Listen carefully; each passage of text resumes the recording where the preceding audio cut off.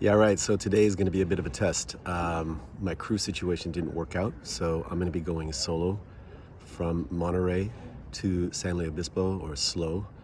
I have a bailout option at San Simeon Bay, which would be in Anchorage, and I prefer to do that in the daylight if possible. If I can make it down there in 24 hours, that'll be great. I'll be pacing myself, trying to take rests whenever I can, but obviously need to be on watch and making sure that we're on the right course and all that stuff. So I am a little bit, what's the word? Yeah, I'm a little nervous because this is the first time for me to be offshore by myself. I've done a lot of sailing in the Salmon by myself. This is a whole new coast. I got to get past the Big Sur Mount, which is a seamount out there that if you try to cut the corner, it gets really shallow and the waves apparently pile up. We're going to be hitting wind on the bow for the first 4, 5, 6 hours out there. And then after that, it should be no wind, and then right towards the end, a tailing wind. So I just got to stick to the plan, stay focused, relaxed, and get her done. Let's go.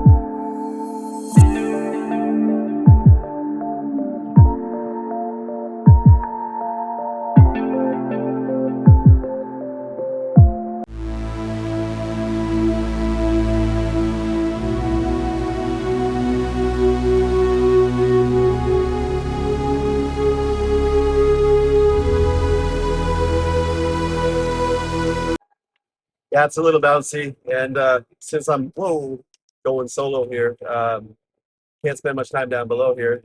Just run down, grab something, run back up. Haven't figured out how I'm gonna do the sleep thing yet, but I'll cross that road or cross that bridge when I get to it. Probably just do little micro naps sitting up next to the cabin bulkhead there. But like I said, we got We got a few more hours of daylight left. In fact, what is it now? It's probably about 8 more hours before I have to think about cat napping. So, all right, let's go.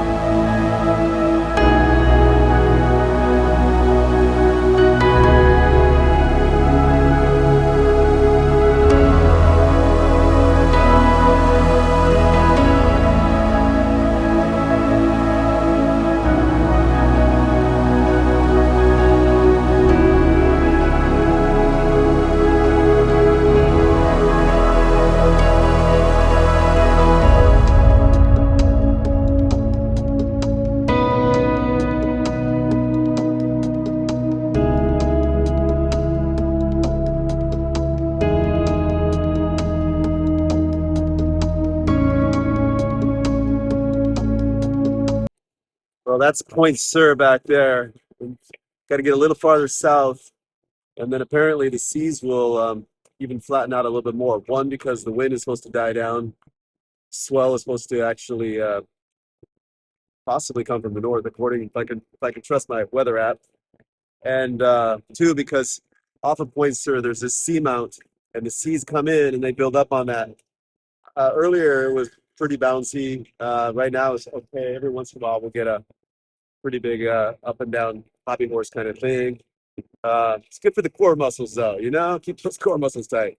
Anyway, it's beautiful out here and really enjoying it.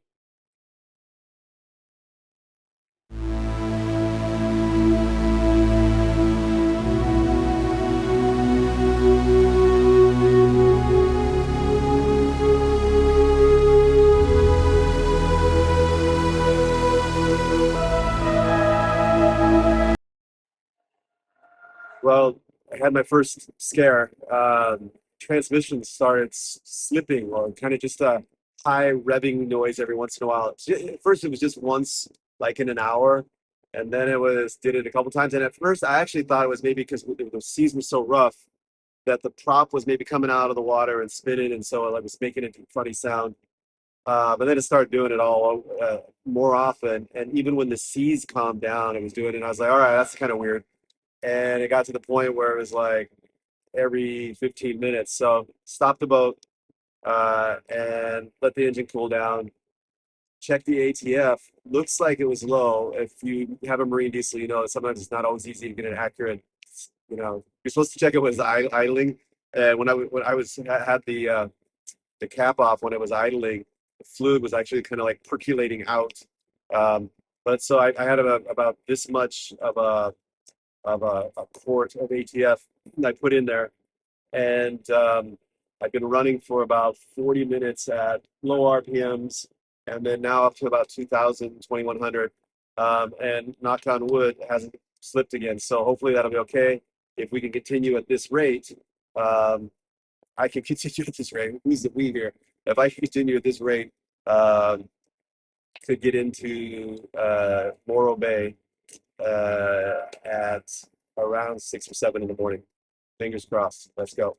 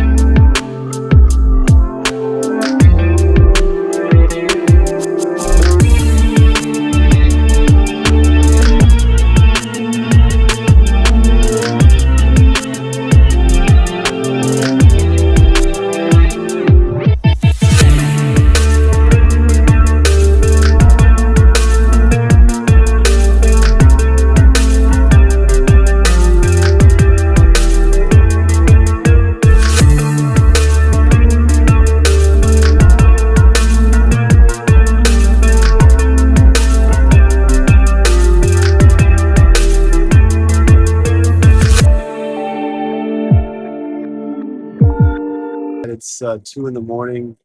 I started at 8:30. So what does that mean? 8:30 at night, 12 hours plus 6. So I've been at this for 18 hours. If my math is correct. Uh, I've taken a couple little micro naps, like literally 10 minutes. I've got my AAS, I do a visual check my course. Just really mainly looking for other vessels and try to do like a 10-minute sleep. I could probably power through this. Normally, I could power through this, but the last 2 nights, I actually didn't sleep very well. The day before, I woke up at 3, go to sleep. So I'm pretty tired anyway. Haven't been doing any caffeine, and I don't want to. But it's been pretty. This is a this is a decent little challenge. Um, if things go well, should be we're about 4 hours out.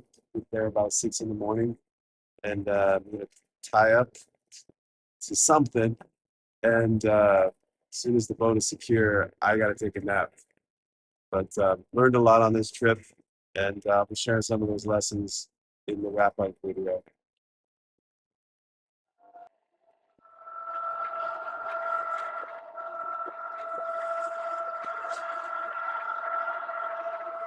It is Morro Bay. We just have to follow the channel in, place to tie up.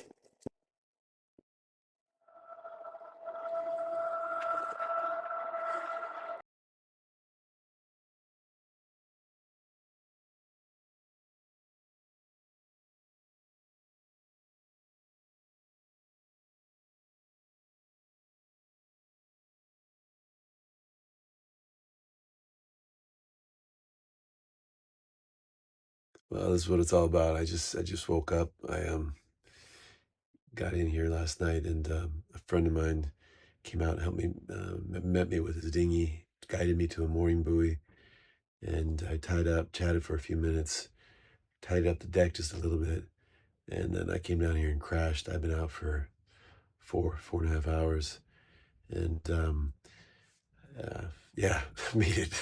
But what's cool about this is, you come to a new anchorage, you get up in the morning, and you get to walk out and take a peek. Okay, so you can see I just slept with this little cover here. I come out here. Wow, look at this.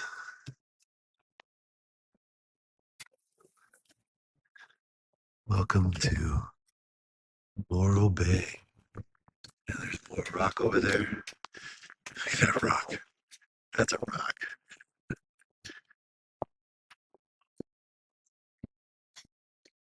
There's the town over there.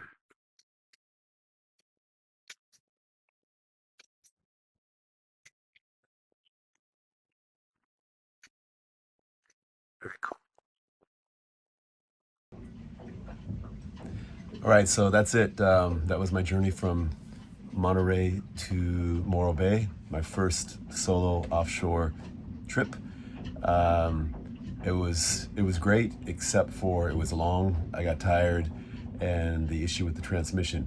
What were the quick lessons learned that I can touch on right now? One was, you know, um, check the fluid levels all the time. I kind of thought, oh, set it and leave it, and it's all going to be good.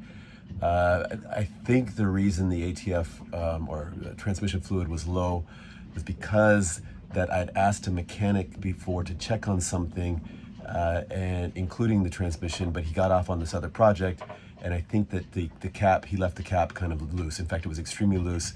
And I think I'm hoping that the ATF was just kind of draining out of that.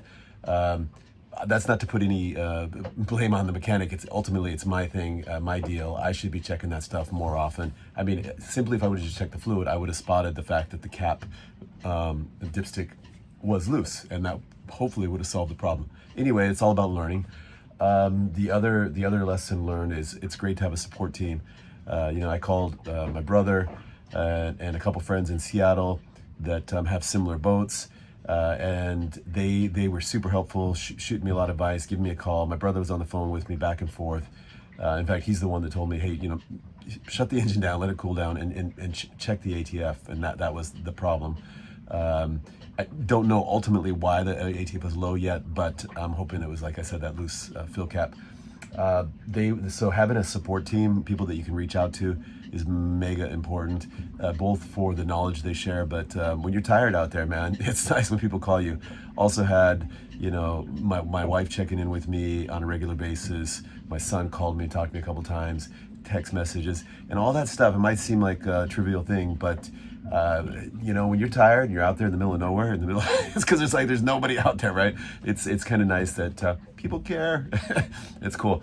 And then the other shout out would be to my friend Steve here, who happened to text me about 6 a.m. Say, hey mate, where are you? And I was like, well, I'm out at the breakwater. And he goes, oh, I'll get in my dinghy and come out and meet you. Which, I mean, first time into Morro Bay here, I didn't know where it was going. I had an idea. I knew that there was a dock you could tie up to for temporarily, mooring buoys, but it was completely dark and my brain was fried. And to have somebody come out and meet me, and I could just follow him in straight to a mooring buoy that he'd already, spotted, and then help me tie up. That was awesome. So having a support team, and then just having people that can, don't be afraid to reach out and ask people. I should have asked him in advance, but he offered, so that was awesome. And then just the last follow-up note is Morrow Bay is freaking awesome. The scenery is beautiful. The Morrow Bay Yacht Club, the people are super friendly. They had a party the night that I got here. They had a band and food, dinner, $15 for live music, and it was a great band, man. So awesome. It was definitely worth the journey to get down here. Had a lot of fun, learned a lot as usual, and yeah, that's it. So thanks for watching. Oh yeah, I'm supposed to say, hit the like and subscribe if you haven't already. Thanks everybody. Take care. Bye.